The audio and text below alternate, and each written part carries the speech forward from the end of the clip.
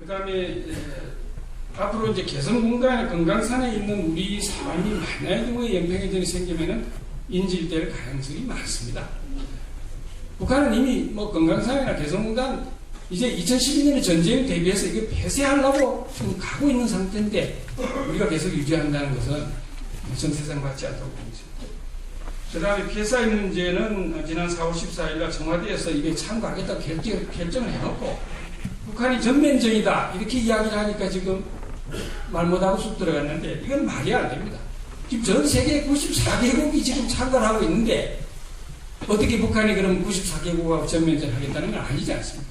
그래서 이것은 당연히 참가해야 되고 저 생각은 뭐냐 북한 너는 작년 10월 달에 테러 지원국에서 해제가 됐으니 너도 이제 테러 지원국한테 테러 단체한테 그 핵무기를 팔지 않겠다고 약속한 거 아니냐 PSI를 같이 참가하자 이렇게 그 북한에 제의해서 언제까지 참가하지 않으면 우리는 혼자 독자적으로 참가하겠다 이렇게 강하게 나올 필요가 있습니다.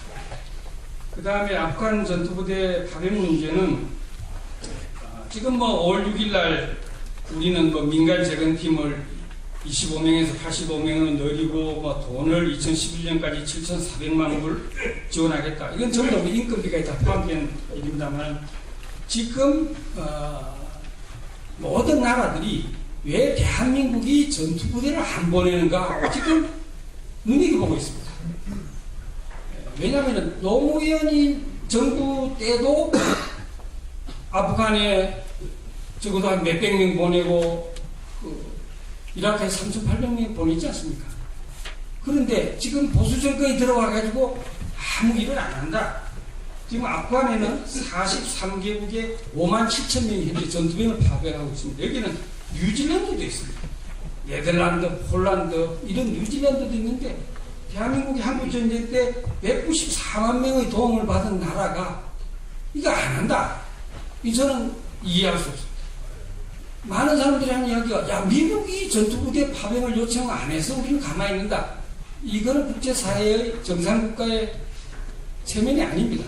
왜 미국이 대한민국한테 전투부대를 보내달라고 이야기했습니까? 반미감정이 뻔히 나오는데 정상적인 국가이고 옛날에 은혜를 받은 나라는 지가 스스로 행동을 해야 됩니다. 이 말이 안 되지 않습니까? 왜 미국이 그러면 누구 나라? 뉴질랜드는 전투부대 파병해달라고 소리 안 했는데 자기 스스로 하는 거예요.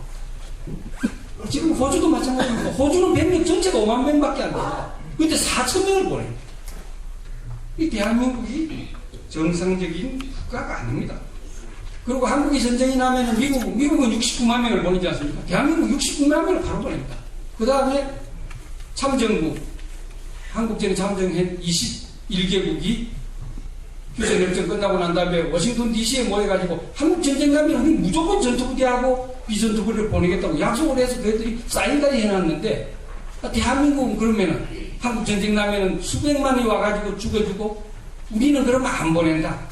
자동차 사고가 더 많이 납니다. 자동차 사고 나서 죽는 사람이 더 많은데 저는 이 문제에 대해서는 국방부가 앞장서야 됩니다. 지금 북한이 전쟁을 하겠다고 지금 하고 있는데 실전 경험이 하나도 없지 않습니까?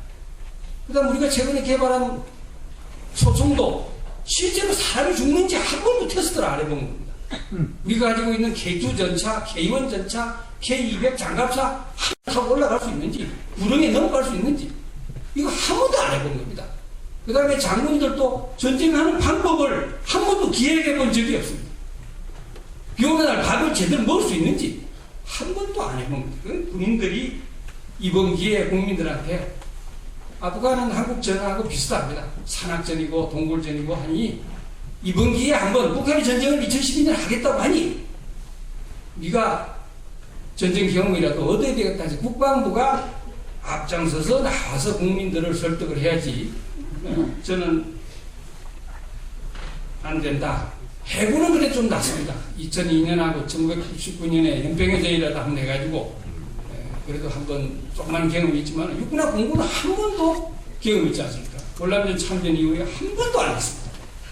북한 애들은 이라크전에도 참가를 했고 다 했지 않습니까? 73년도에 중동전에도 북한 애들은 조종사 보내가지고 다 참전했습니다. 우리는 지금 전투부대 파병을 6월 16일 날 한미정상회담 전까지 이걸 매듭짓지 않으면은 하여튼 한미동맹뿐만 아니라 국제사회에서 왕따를 내놓을 수 없다. 저는 그렇게 생각합니다. 마지막으로 이제 참 우리 군이 잘하는 거 하나가 있는데, 소말리아에 가 있는 우리 구축함이 북한 상선을 포함해서 여러 나라의 그 선박을 해적으로부터 퇴치했다, 이런 이야기 있습니다만 아주 박수를 보낸 일이고. 그런데 한 가지는 뭐냐, 북한이 왜 그러면은 우리가 그렇게 참 좋은 일을 해줬는데 아무 소리 안 하고 있느냐, 북한 애들이. 북한은 우리하고 다릅니다. 쟤들은 한국이 이렇게 해준 데 대해서 절대 고맙다 이야기하지 않습니다. 뭐냐, 북한 상선은 저기 군함입니다. 저 안에 전부 다 군인들이 타고 있습니다. 물론 이번에 선장이 상선 통신망으로 4번 고맙다고 이야기를 했죠. 그러나 절대 북한 애들이 대놓고, 왜냐, 대한민국은 저거는 없어질 될 주적인데 주적 군함한테 북한 애들이 고맙다고 하지 않습니다. 그래서 금강산 관광객 살해해놓고도 한마디 이야기 안 하는 이유가 뭐냐, 북한은 우리를 주적이다 이거죠. 주적으로 생각하는데 우리는 동포로 생각하는 겁니다. 미국 군함이 2007년 10월 30일 날 명단호를 구조해 줬던 적이 있습니다. 그 애들은 해적 7명이 벌써 납치된 상태인데 다시 도와줘가지고 그쪽에 있는 무장을 꺼내가지고 다시 해적을 제압했던 그런 일이 있는데도 지금까지 미국한테 고맙다 이렇게 이야기하지 않습니다. 그러니까 북한 애들이 제가 볼 때는 아주 직업적으로 정상입니다. 왜냐, 북한은 남한을 전쟁하고 있는 주적이기 때문에 주적 군함한테 고맙다고 이야기할 수 없지 않습니까? 국가 입장에서. 그러나 우리는 정신이 나가 있는 거죠. 우리는 북한 사람을 주적이 아니고 저거는 친구다. 그래서 저는 앞으로 북한이 또 해적한테 납치당할 경우가 있다 하면은 도와줄 필요가 없다, 이렇게 생각합니다. 그리고 이 3차 연평해전은 우리가 단단히 대비할 필요가 있습니다. 예, 감사합니다.